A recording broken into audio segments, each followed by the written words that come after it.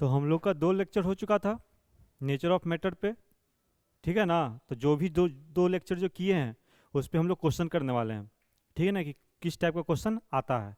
हम लोग हमेशा वही वैसा ही करेंगे, टॉपिक पढ़ेंगे फिर टॉपिक वाइज क्वेश्चन करेंगे, सारा कंसेप्ट क्लियर। और जितना क्वेश्चन कराते हैं यही सारा क्वेश्चन आएगा, इससे एक क्वेश्चन अलग नहीं आएगा, ठीक है ना। तो हम क्वेश्चन बढ़िया से करना, जहाँ भी डाउट होगा एकदम पूछ लेना है, ठीक है। चलो स्टार्ट करते हैं।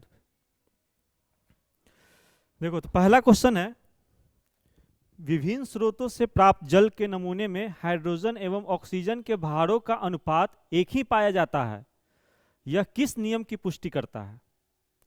ऑप्शन ए है स्थिर अनुपात का नियम, स्थिर अनुपात का नियम है ना, कोई डाउट नहीं है ना, स्थिर अनुपात का नियम। इसका मतलब कि इसका आंसर क्या हो जाएगा, ये हो जाएगा। चलो नेक्स्ट करते हैं।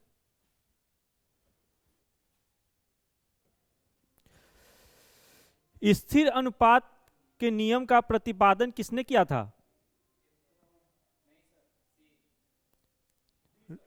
प्राउस्ट ने किया था। स्थिर अनुपात का नियम का किया था प्राउस्ट ने। गुणित अनुपात का नियम किया था किसने, डाल्टन ने किया था। वेरी गुड, ठीक है। इसका ये हो गया बस दम, यही सब करना है और क्या। तीसरा दम क्वेश्चन बहुत बढ़िया है। H2O एवं H2O2 का बनना पालन करता है स्थिर अनुपात के नियम का, गुणित अनुपात के नियम का। गुणित अनुपात के क्या बोले थे कि जब दो एलिमेंट्स से हाँ एक से ज्यादा प्रकार के यौगिक बनता है तो वो कौन सा नियम लगाएगा, गुणित अनुपात का नियम। गुणित अनुपात का नियम। पदार्थ अविभाज्य सुस्तम कण से बना है, वे अविभाज्य कण कहलाते हैं। वो अविभाज्य कण कौन है, अणु है। जैसे बोला गया है कि पदार्थ जो है अविभाज्य सुस्तम कण से बना है, तो बोल रहा है कि वो अविभाज्य सुस्तम कण कौन है, अणु, परमाणु, तत्व, यौगिक। तो देखो अणु क्या था और परमाणु में देखो, परमाणु मतलब क्या, एटम। परमाणु मतलब एटम। तो जब समान एटम या डिफरेंट एटम कंबाइन करता था तब अणु बनता था। तो सबसे छोटा तो अणु नहीं ना हुआ, सबसे छोटा क्या हुआ, परमाणु हुआ, एटम हुआ। पदार्थ की सबसे छोटी इकाई क्या होती है, परमाणु होती है, ठीक है ना। यानी इसका आंसर क्या होगा, परमाणु होगा। बस ऐसी कंफ्यूजन नहीं करना है, कुछ भी क्वेश्चन आया कंफ्यूजन है तो हम सोच लेंगे। अच्छा अणु है तो अणु किसको बोलते हैं, तो परमाणुओं को, जो छोटे छोटे परमाणु जब संयोग करते हैं तो अणु का निर्माण होता है। तो सबसे छोटा ना बोल रहा है, तो छोटा तो परमाणु हो जाएगा।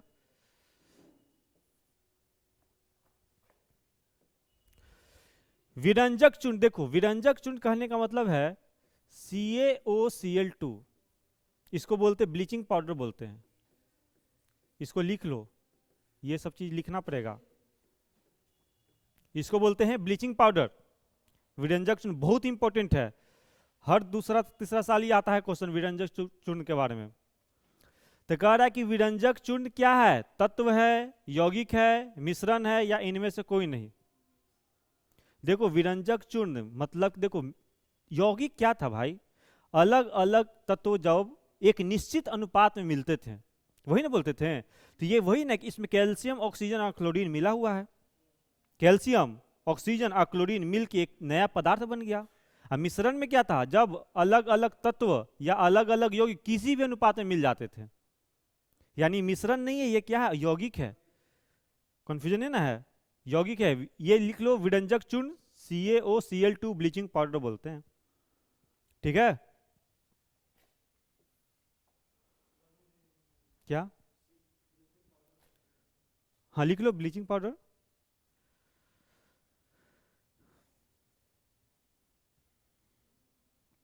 विरंजक चूर्ण बहुत इंपॉर्टेंट है।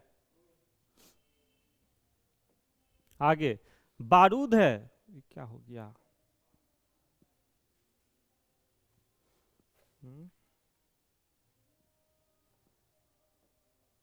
बारूद है। तो देखो बारूद जो होता है ना ये बहुत इंपॉर्टेंट है। पोटासियम नाइट्रेट, कार्बन और सल्फर, ये तीनों चीज मिलता है ना, ये तीनों चीज मिलता है ना तब बारूद बनता है। अब तुम बताओ, ये तीनों चीज को एक साथ हम यौगिक थोड़ी बोलेंगे, क्या बोले थे, जब अलग अलग तत्व या अलग अलग यौगिक को किसी भी अनुपात में मिलाते हैं तब किसका निर्माण होता है, मिश्रण का निर्माण होता है। यानी एक ऐसा चीज होगा, मिश्रण होगा। एकदम याद कर लो कि बारूद में क्या क्या मिला होता है, इसको बोलते हैं पोटासियम नाइट्रेट, इसको बोलते हैं पोटासियम नाइट्रेट। बहुत बार ऐसा भी क्वेश्चन आएगा कि बारूद में कौन कौन अवयव लगे हुए रहते हैं, तो पोटासियम नाइट्रेट, कार्बन और सल्फर, गंधक, इसको क्या बोलते हैं, गंधक, गंधक बोलते हैं। इंग्लिश में क्या बोलेंगे, सल्फर। ठीक है, ये बहुत इंपॉर्टेंट है। वे एक विरंजक चूर्ण और एक बारूद, ये सब एकदम लिखते जाना है एक जगह पे। क्या, नहीं नहीं, केवल ये लिखो ना कि बारूद क्या होता है। बारूद में होता है पोटासियम नाइट्रेट, कार्बन, सल्फर।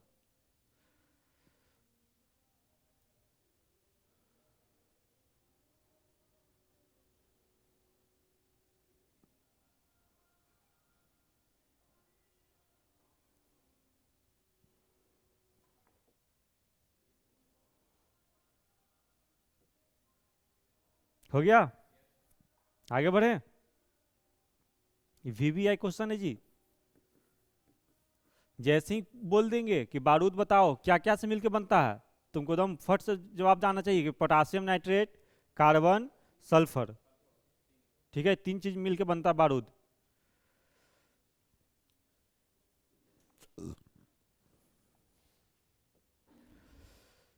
तो वही क्वेश्चन आ गया, बारूद सेम ही क्वेश्चन है। ये देखो बहुत अच्छा क्वेश्चन है। पदार्थ के अणु का निम्नलिखित में कौन गुण नहीं है। चार ऑप्शन है, इसमें से कौन सा गुण नहीं है पदार्थ के अणु का। अणु के बारे में बोल रहा है, अणु मतलब क्या, मॉलिक्यूल। अणु मतलब मॉलिक्यूल। अब मॉलिक्यूल कौन होता है, एटम के कॉम्बिनेशन से बनता है। एटम जब संयोग करता है तभी ना बनता है। चलो देखो, स्वतंत्र अवस्था में पाया जाता है। हाँ, अणु तो स्वतंत्र अवस्था में पाया जाता है, परमाणु नहीं पाया जाता है, परमाणु नहीं पाया जाता है। गोलीय होता है। अब यहां पे देखो, जो परमाणु होता है ना, परमाणु बोलेगा कि परमाणु का आकार कैसा होता है, तो एकदम गोलीय होता है। परमाणु को हम मान के चलते हैं क्या, गोलीय होता है, परमाणु का आकार होता है गोलीय। ये चीज लिख लेना, ये चीज नहीं बताए थे उस समय। ठीक है ना, एकदम गोल होता है। परमाणु कैसा होता है, इस तरह से गोल होता है। ठीक है ना। अब अणु का आकार जो होता है, अणु का आकार या तो होगा क्या, लंबाकार होगा,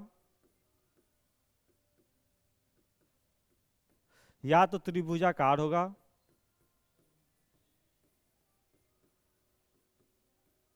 या तो वर्गाकार होगा।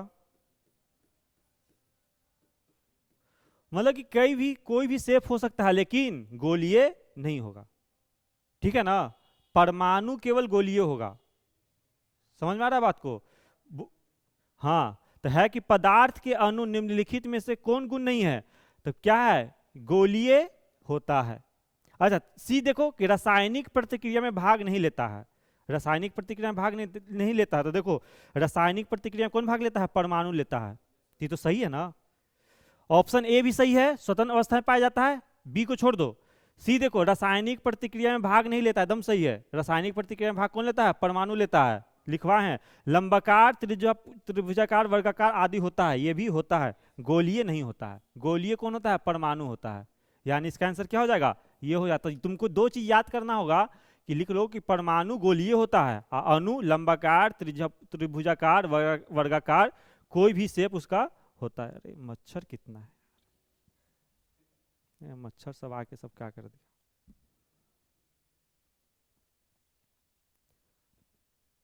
परमाणु गोलीय, अणु लंबाकार, त्रिभुजाकार, वर्गाकार। ठीक है, क्लियर है ना अभी तक सारा चीज। एकदम हर एक जो भी चैप्टर पढ़ेंगे ना, उसका हर एक क्वेश्चन बनाएंगे एकदम से मतलब क्या टारगेट है, 30 है तो 28 से कम नहीं बनना चाहिए। हाँ एकदम से, क्योंकि यही तुमको रिजल्ट देगा। तुमको रिजल्ट अगर लेना है तो देखो क्या क्या जाता है यार।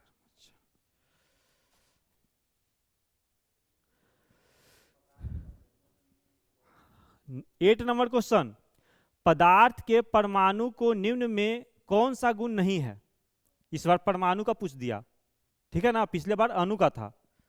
स्वतंत्र अवस्था में पाया जाता है, नहीं, ये स्वतंत्र अवस्था में पाया नहीं जाता है, ये तो पहले गलत सही ना हो गया, है कि पदार्थ के परमाणु को निम्न में कौन सा गुण नहीं है, स्वतंत्र अवस्था में पाया जाता है, नहीं, स्वतंत्र अवस्था में अणु पाया जाता है, यह स्वतंत्र अवस्था में पाया नहीं जाता है। रासायनिक प्रतिक्रिया में भाग लेता है, एकदम सही है, रासायनिक प्रतिक्रिया में भाग लेता है। पदार्थ का अविभाज्य कण है, हाँ अभी तक सही है, पदार्थ का अविभाज्य कण है, गोलाकार होता है, ये भी सही है, यानी कि ये क्या हो गया, इसका आंसर ये हो गया।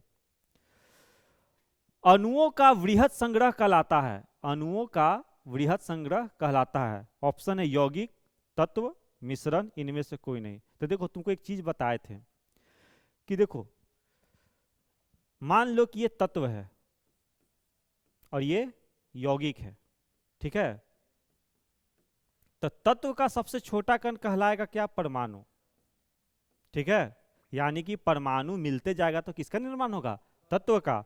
यौगिक के सबसे छोटा कण को कहलाएगा अणु, यानी कि अणु मिलते जाएगा तो क्या बनेगा, यौगिक बनेगा ना। क्वेश्चन क्या है, अणुओं के वृहत संग्रह, यानी कि अणु को संग्रह करते जाएंगे तो क्या बनेगा, यौगिक बनेगा। हुआ था ना क्लास में कि तत्व का छोटा कण परमाणु, तो यौगिक का सबसे छोटा कण अणु, बस यही छोटा सा याद रखना है। जब परमाणु मिलते जाते हैं तो किसका निर्माण होता है, तत्व का, अणु मिलते जाते हैं तो यौगिक का। इसका हो गया यौगिक। अगला क्वेश्चन में चलते हैं। परमाणुओं का वृहत संग्रह कहलाता है तत्व, परमाणुओं का वृहत संग्रह तत्व कहलाएगा ना। तत्व का सबसे छोटा पार्ट क्या, परमाणु, यौगिक का सबसे छोटा पार्ट अणु।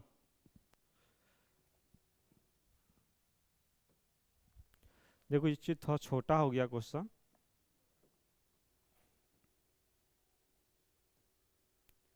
देखो पदार्थ के परमाणुवाद के प्रणेता थे, मतलब कि डाल्टन एटॉमिक थ्योरी हम लोग पढ़े थे ना, डाल्टन एटॉमिक थ्योरी, तो वही बोल रहे कि परमाणु के बारे में सबसे पहले कौन बताया, पदार्थ के, तो डाल्टन नहीं बताए थे ना, नहीं उसको डाल्टन का एटॉमिक थ्योरी बोल रहे थे कि ये अविभाज्य होता है, समान तरह के एक ही तत्व में समान तरह के परमाणु पाए जाते हैं, सभी का गुण समान होता है, अलग अलग तत्वों में परमाणु अलग अलग प्रकार के होते हैं, उनका भार अलग होता है। जैसे मान लो कि तुम्हारे पास कॉपर है और आयरन है, तुम्हारा तत्व है, तो इसका सबसे छोटा पार्ट को एटम बोलेंगे ना, इसका भी सबसे छोटा पार्ट को एटम बोलेंगे।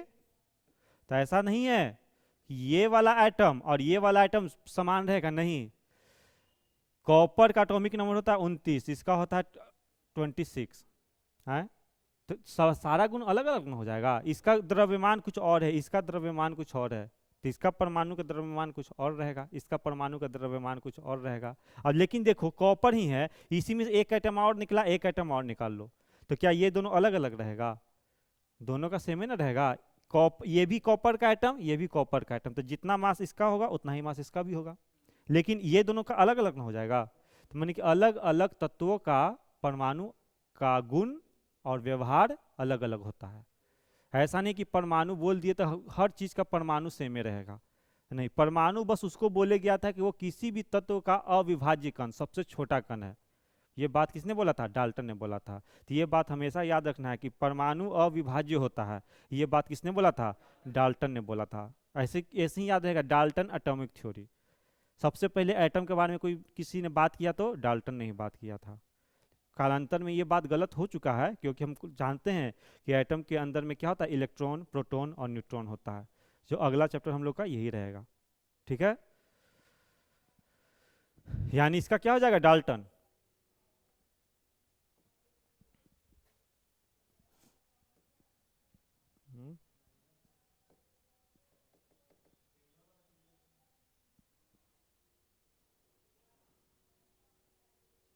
पर क्यों नहीं रहा यार,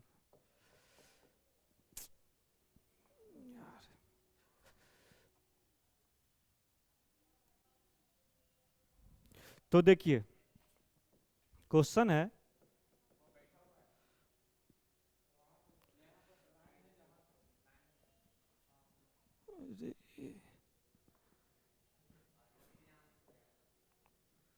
क्वेश्चन है प्लास्टिक होता है, ये तो नॉर्मल क्वेश्चन है, क्या क्या होता है जी प्लास्टिक, सुचालक कुचालक दोनों, कोई नहीं, कुचालक होता है, इसमें तो इतना कोई भार नहीं है। तुम्हारा जो पॉलिटेक्निक का एग्जाम होगा ना, तो मान के चलो कि केमिस्ट्री में 30 क्वेश्चन है ना, तो 15 क्वेश्चन वो सब बना देगा, जो मतलब कि थोड़ा वो पढ़ाई वढ़ाई किया कभी। लेकिन 15 से जब 28 जाना है ना, तो थोड़ा सा मेहनत करना पड़ेगा। वो हर चीज में होगा, फिजिक्स में भी वही होगा, 15 क्वेश्चन ऐसे ही बना देगा।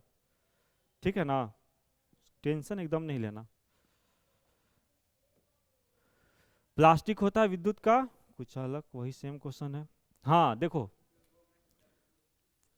तत्वों के ऐसे सूक्ष्म कण जो मुक्त रूप से नहीं रहते हैं, मुक्त रूप में नहीं है, यानी परमाणु मुक्त रूप में नहीं रहता है, लेकिन सभी रासायनिक अभिक्रिया में भाग लेता है। सही बात है, परमाणु सभी रासायनिक अभिक्रिया में भाग लेता है ना, कहलाते हैं, क्या कहलाएंगे? परमाणु कहलाएंगे, कहलाएंगे ना, परमाणु कहेंगे।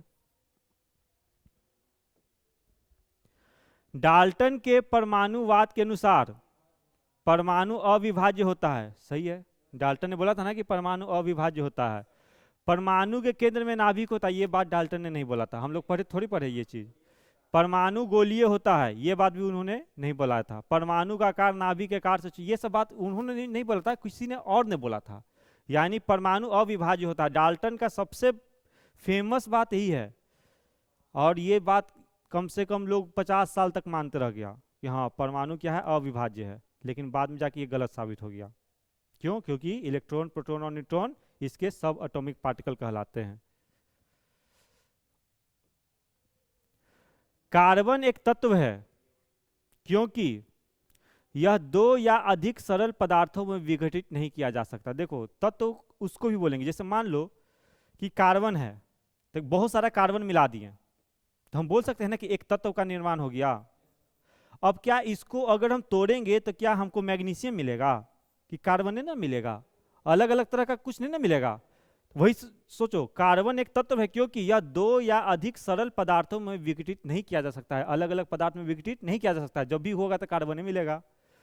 या ऑक्सीजन में जलकर कार्बन डाइऑक्साइड देता, नहीं नहीं, ये सब तो बात ही नहीं करना है। तत्व को हमको ये भी एक डिफिनीशन है कि तत्व कैसे बनता है जी। एटम कंबाइन करता है, एटम का संयोग होता है तो तत्व बनता है ना। अब इसको तुम तोड़ोगे तो कार्बन है तो कार्बन ही ना मिलेगा, कुछ नया चीज नहीं ना मिलेगा।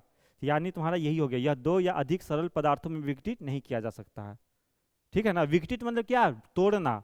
इसको हम अलग अलग पदार्थों में तोड़ नहीं सकते, कार्बन है तो कार्बन ही मिलेगा। ठीक है,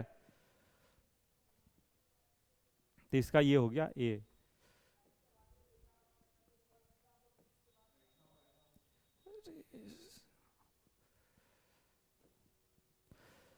हाँ देखो, शरीर में रक्ताल्पता की बीमारी होने का कारण है, इसको एनीमिया बोलते हैं। एनीमिया रोग हम लोग सुने हैं ना।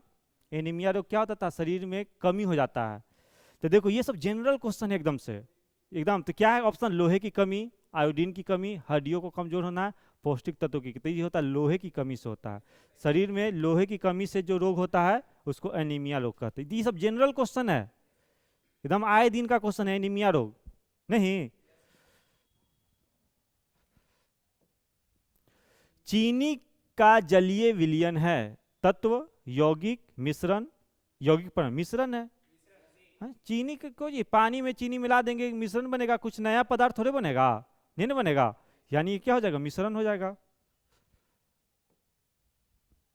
खत्म हो गया।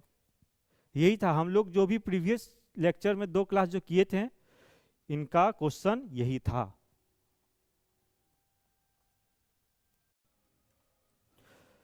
तो हमारा जो नेक्स्ट चैप्टर रहेगा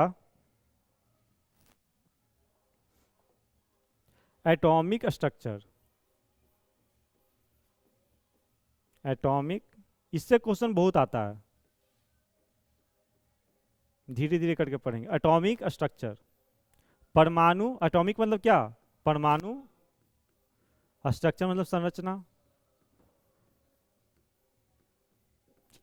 ठीक है ना। जो भी बात डाल्टन ने बोला था सब गलत गलत यहां पे साबित होगा। डाल्टन ने क्या बोला था? एटम मतलब कि परमाणु अविभाज्य होते हैं ना। ये हो गया गलत, अविभाज्य नहीं होते हैं। ठीक है ना। ये अब देखो, अब परमाणु के अंदर क्या क्या होते हैं। परमाणु के अंदर इलेक्ट्रॉन होते हैं, सब अलग अलग साइंटिस्ट ने खोजा। प्रोटॉन होते हैं, न्यूट्रॉन होते हैं, और परमाणु के अंदर नाभिक भी होते हैं। ठीक है। परमाणु क्या,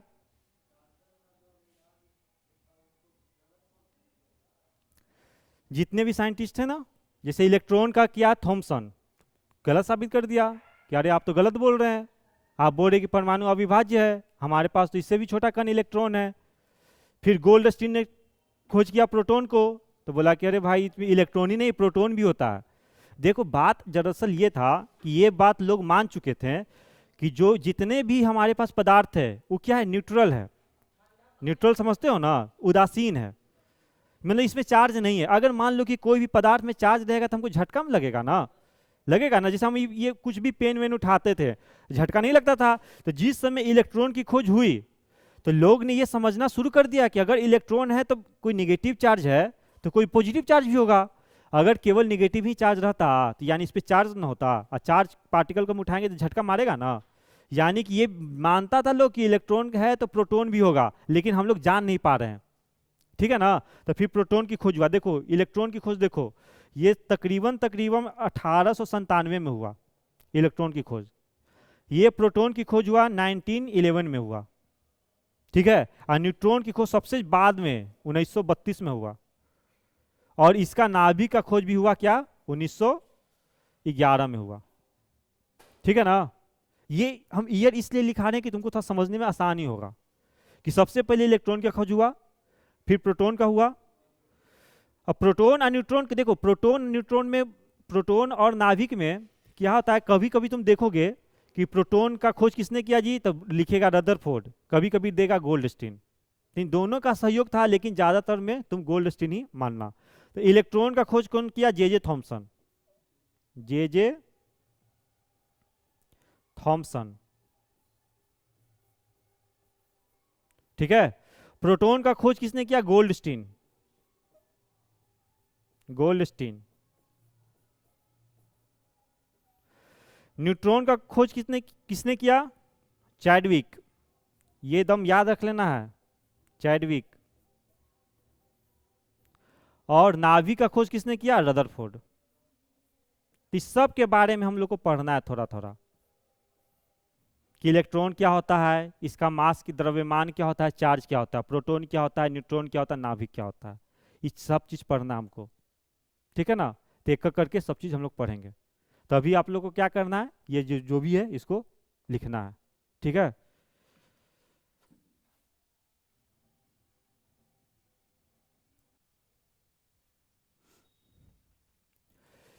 इलेक्ट्रॉन जिसकी खोज 1897 में हुआ, 1897 में। इसका एक्सपेरिमेंट था कैथोड रे ट्यूब एक्सपेरिमेंट। इसका द्रव्यमान होता है 9.1 इंटू 10⁻³ किलोग्राम। और इसका द्रव्यमान इतना कम होता है, छोटा होता है कि इसको लगभग हम जीरो मानते हैं। और इस पे आवेश होता है ऋण आवेश, निगेटिव चार्ज, जो चार्ज होता है -1.6 इंटू 10⁻⁹ कूलाम। और इतने भाग को हम 1 मानते हैं, तो इलेक्ट्रॉन पे चार्ज होता है -1। और कभी कभी बोल दिया करता है फंडामेंटल पार्टिकल, मतलब कि मौलिक कण। तो मौलिक कण ही होता है हमारा इलेक्ट्रॉन, प्रोटॉन और न्यूट्रॉन।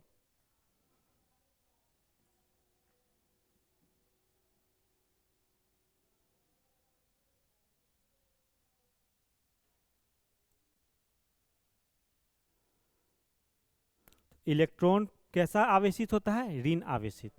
ठीक है। अब देखो ऋण आवेशित मिल गया, यानी एक धन आवेशित भी चाहिए ही चाहिए। ये अंडरस्टूड था, क्योंकि इस पे अगर ऋण आवेश है तो केवल ऋण आवेश रहता तो हम उठाते तो हमको झटका मारता। यानी इस पे झटका नहीं मारता, इसका मतलब ये उदासीन है ना। इसका मतलब कि इसमें धन आवेश भी चार्ज होगा, हमें पता नहीं है। चार्ज तो है, कैसा बताओ कितना इंटरेस्टिंग है। हमको पता है कि इसमें ये चीज़ है, लेकिन हमको जान नहीं पा रहे कि कैसे है, कहाँ है। ठीक है। तो हम लोग आगे बढ़ते हैं, प्रोटॉन के बारे में बात करते हैं। प्रोटॉन क्या हो गया जी,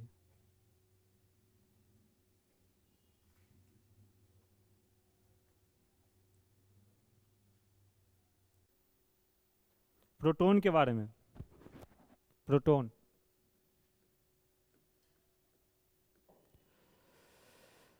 कब खोज हुई? 1911। देखो यहाँ पे दो साइंटिस्ट का नाम याद रखना, गोल्डस्टीन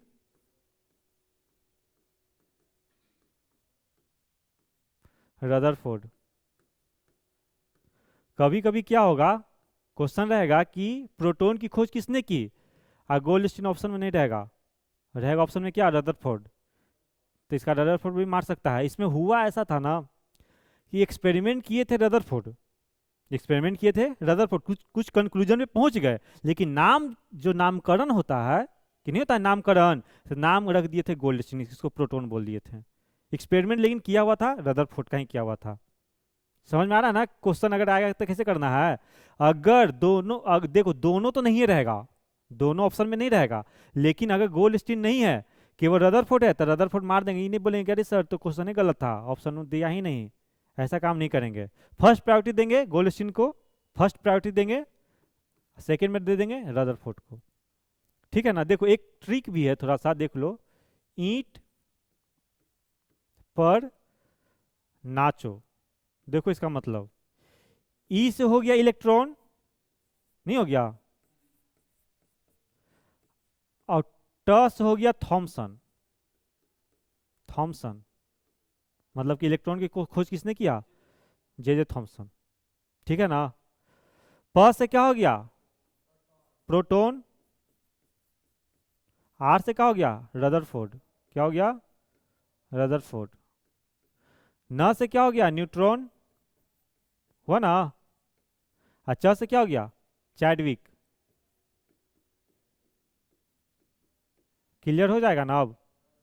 ईट पर नाचो, ई से क्या हो गया, इलेक्ट्रॉन, और ट से क्या हो गया, थॉमसन, यानी ईट के साथ इलेक्ट्रॉन के साथ थॉमसन। ठीक है? प से क्या आ गया, प्रोटॉन, तो प्रोटॉन के साथ कौन आ गया, रदरफोर्ड। और नाचो में न से आ गया क्या, न्यूट्रॉन, और च से आ गया चैडविक। लेकिन फिर से ध्यान देना है, अगर रदरफोर्ड नहीं है, गोल्डस्टीन है, तो गोल्डस्टीन मारेंगे। ठीक है ना? इसका द्रव्यमान क्या होता है भाई, द्रव्यमान, इसका द्रव्यमान होता है 1.6 इंटू 10 के पावर -27 किलोग्राम। ठीक है?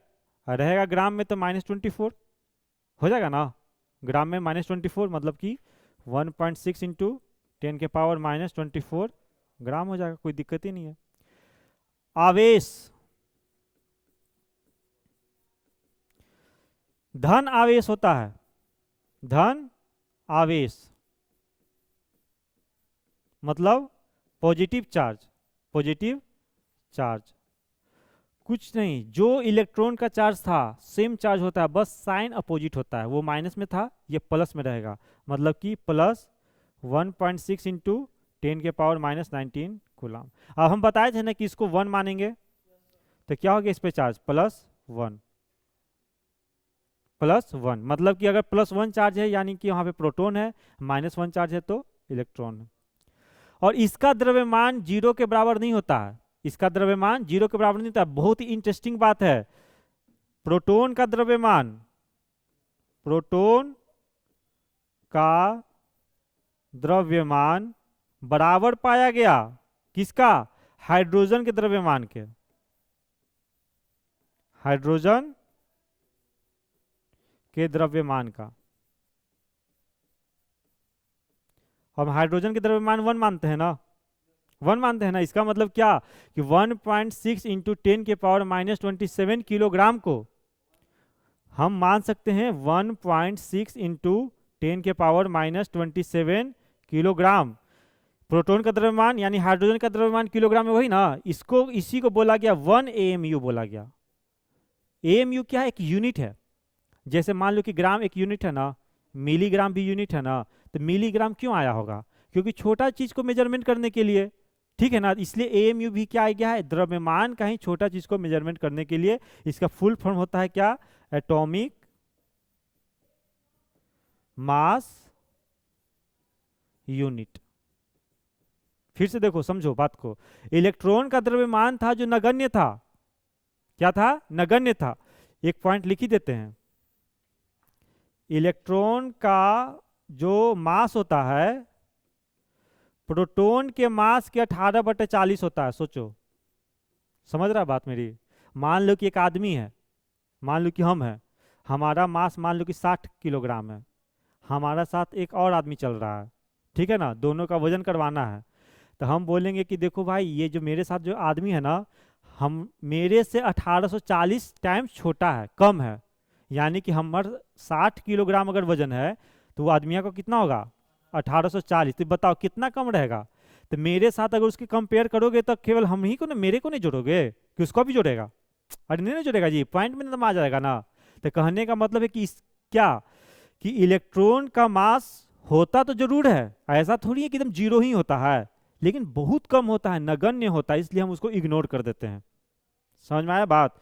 इलेक्ट्रॉन का जो मास होता है प्रोटॉन के मास का कितना होता है? कम, 1840 टाइम्स। तो ये बात भी याद रखना है, इलेक्ट्रॉन का मास प्रोटॉन के 18/40 होता है, ठीक है ना।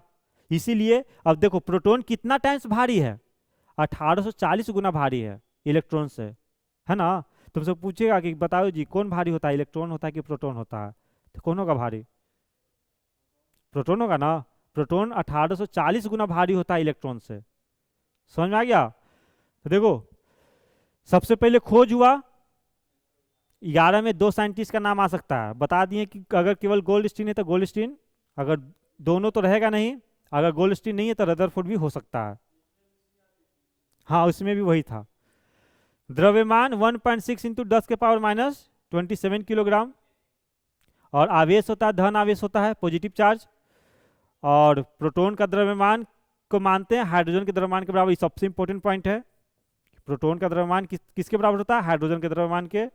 और 1.6 इंटू 10⁻⁻27 किलोग्राम को ही क्या बोल देते हैं? 1 AMU। कि हाइड्रोजन का द्रव्यमान कितना बोलते हैं? 1 बोलते हैं ना। तो 1 क्या?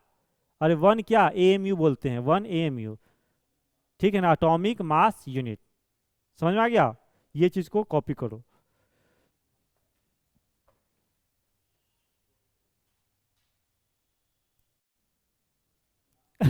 इसमें ज्यादा कुछ नहीं करना है, बस याद रखना है न्यूट्रॉन।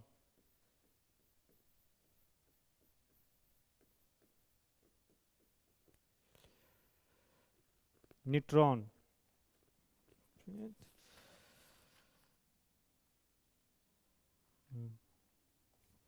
देखो बेरिलियम धातु था, beryllium, hydrogen, helium, lithium, beryllium, इसका एटॉमिक नंबर होता है 4, ठीक है, एटॉमिक नंबर होता है 4। इस पे ना अल्फा किरण का आघात कराया गया, ठीक है, ये चीज याद रखना, आघात कराया गया, मतलब कि बेरिलियम धातु है, ठीक है ना, अल्फा किरण होता है, अल्फा बीटा गामा पढ़ेंगे, जैसे हीलियम में से 2 इलेक्ट्रॉन निकल जाता है तो वो अल्फा किरण बन जाता है, उस पर आघात कराया गया। तो एक नए तरह का कण का निर्माण हुआ, एक नए तरह का कण मिला, नया कण मिला, और उस कण को क्या बोला गया? न्यूट्रॉन बोला गया। तुमसे पूछेगा कि न्यूट्रॉन का खोज कैसे हुआ था? कि बेरिलियम धातु पे अल्फा किरण से क्या किया गया? आघात किया गया। अल्फा किरण क्या होता है जी? He2+ होता है, भी समझ में आ जाएगा। He2+, ऊपर में 2+ लिखे, मतलब कि इसमें से जो भी इलेक्ट्रॉन था 2 निकल चुका है, ठीक है, इसके बारे में और चर्चा करेंगे। बस अभी ये समझना है कि बेरिलियम धातु पर अल्फा किरण का आघात कराया गया तो नया कण बना, उसको क्या बोला गया? न्यूट्रॉन बोला गया, ठीक है। इस पे जो आवेश होता है, आवेश जो होता है 0 होता है, ठीक है ना, कोई आवेश नहीं होता है, ठीक है ना। इसको हम न्यूट्रल बोलते हैं, क्या बोलते हैं? न्यूट्रल। न्यूट्रल का मतलब क्या? उदासीन। क्या है? उदासीन,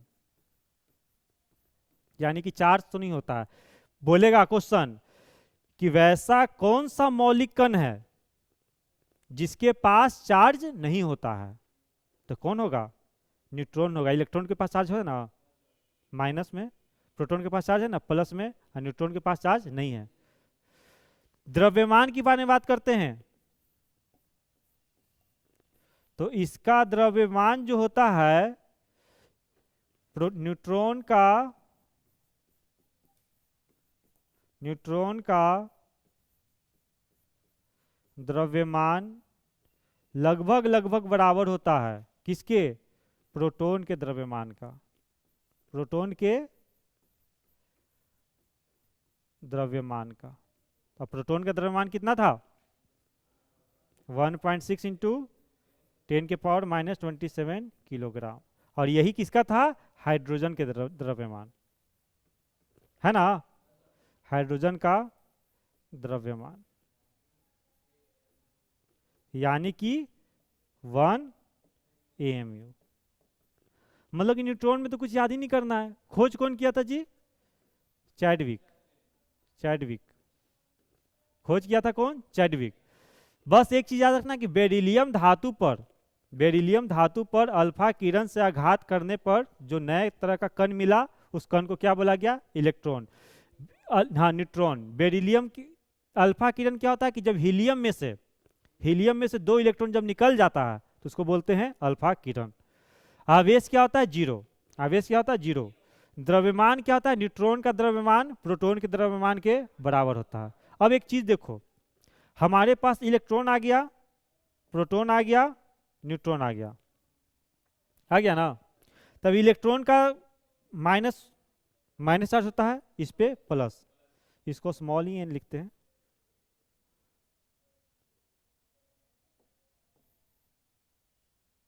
इसको एन लिख दिया।